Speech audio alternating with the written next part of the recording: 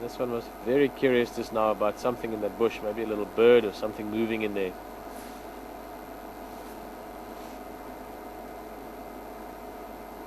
Oh, and I spoke about the infrared lights earlier when we looked at that hare, but even with the leopard, as much as they are very used to spotlights, as soon as we are on infrared, you do notice a difference in behavior. As much as they don't mind the spotlights, it's just that they really move around more, I almost want to say leopard-like.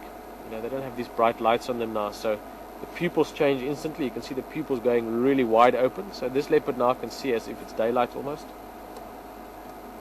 And I must say I do pick up a slight, almost like a more relaxed, more natural behavior.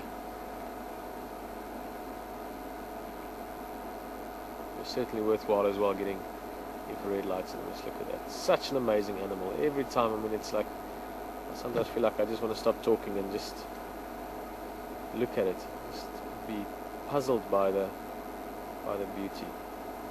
Now this is very close to us now. Can't see exactly, but probably about 4 or 5 feet, maybe just over a meter away from the car.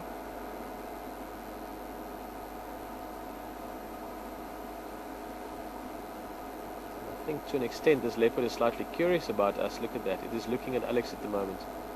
Alex, can you see it? How close is that, sir?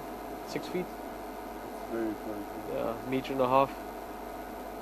And I think the fact that we don't have big spotlights on it, like I explained the other night, as soon as you have a light on the animal, they can't see what's happening behind the light, same as we are when you have a torch in your face.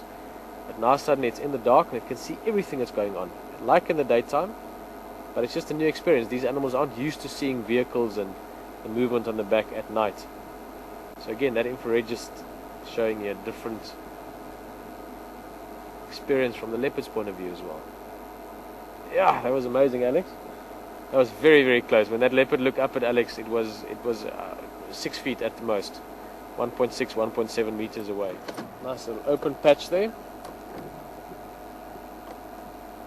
Very powdery. Earlier we drove over that very powdery sort of soft dust. Perfect place to lie down and relax in a little bit with a full belly of food.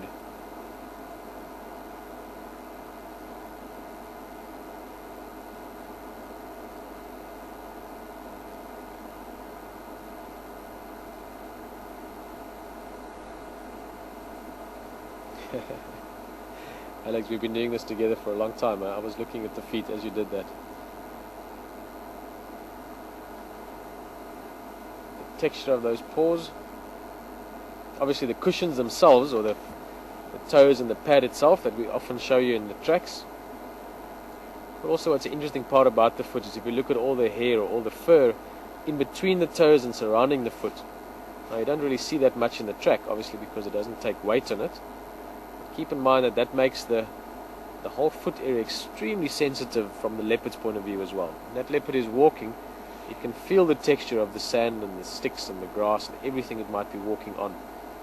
So when it's stalking, which is a very, very slow and patient process when they do, it means that before they actually put their weight on their foot, they can feel exactly if there's any grass underneath or whether they need to move the foot slightly to the left or the right. Extremely sensitive.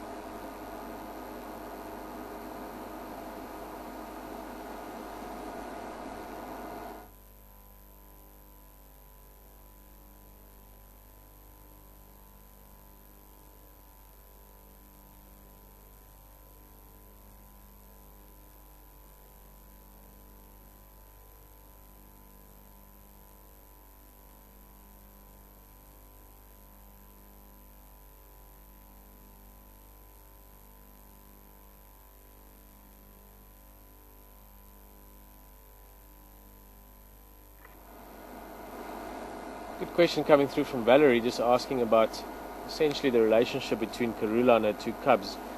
And what I mentioned earlier is that we tend to, in the last while, see Saseka more often with her than Tingana.